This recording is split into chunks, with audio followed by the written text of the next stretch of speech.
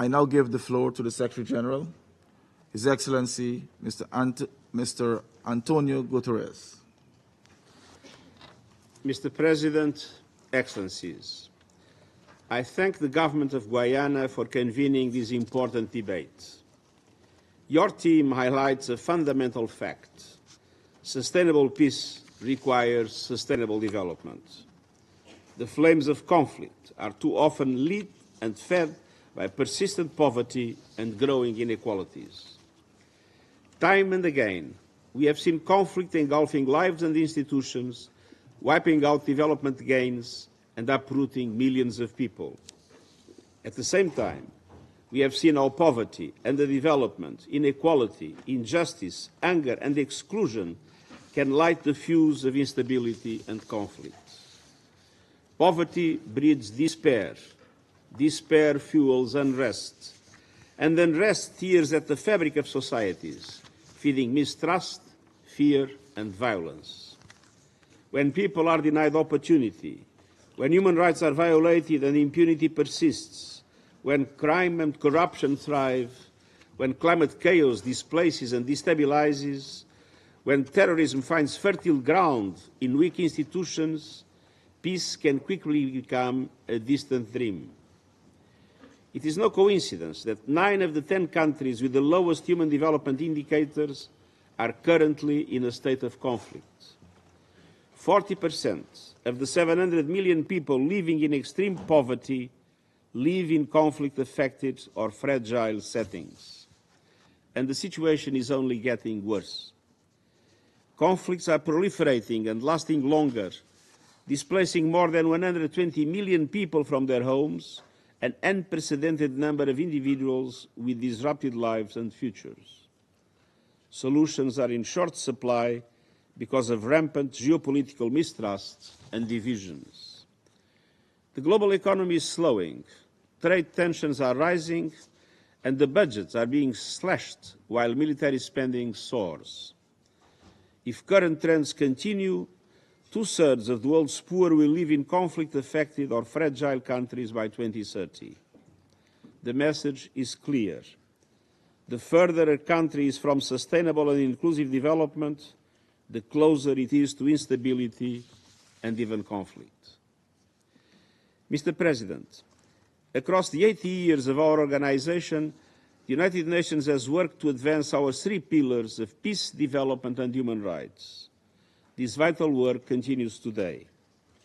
From our 130 country teams supporting national development priorities, to our peacekeepers helping countries navigate conflict and recovery, to our envoys and political missions mediating and preventing conflicts and building bridges among communities, to our efforts to strengthen national protection systems and support accountability for human rights violations and abuses, to our Peacebuilding Commission, uniting the international community around our shared cause of peace, through the new Agenda for Peace and the Pact for the Future that Member States adopted last September, we are strengthening this work.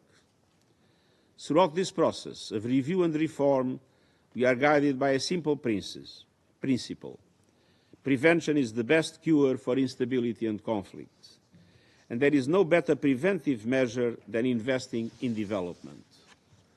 Mr. President, development gives peace a fighting chance. It's the first line of defense against conflict. But right now we are losing ground. After decades of steady progress, we are facing a development emergency. 10 years after the adoption of the Sustainable Development Goals, 2/3 of the targets are lagging. The world is falling short by over $4 trillion annually in the resources developing countries need to deliver on those promises by 2030. And developing countries are being battered and bruised by limited fiscal space, crushing debt burdens, and skyrocketing prices. The engine of development is sputtering.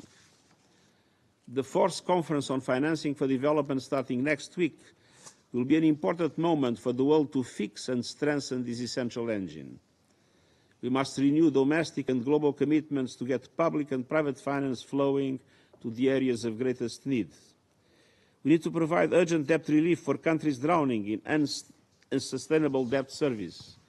And we must reform the global financial architecture to reflect today's realities and the urgent needs of developing countries. At its core, this plan is about supporting countries as they advance both peace and sustainable development, to ensure food security, education, health care, decent work and social protection, to invest in green technology and resilience to climate disasters and shocks, to build roads and water and food systems, to deliver electricity to all, to close the digital divide and expand internet access to all while guarding against the perils of new technologies, to build justice and governance systems people can trust, and to open the doors of participation so women and young people can build a more equitable, peaceful and sustainable future. Mr. President, Excellencies, peace is not built in conference rooms. Peace is built in classrooms, in clinics, in communities. Peace is built when people have hope, opportunity, and a genuine stake in their future. Investing in development today means investing in a more peaceful tomorrow. Let us recommit to the solidarity and multilateral spirit that have shaped our organization across 8 decades. And let us ensure that the dividends of peace, prosperity, and security are beneficial to all and shared by all. I thank the Secretary General for his briefing. I now give the floor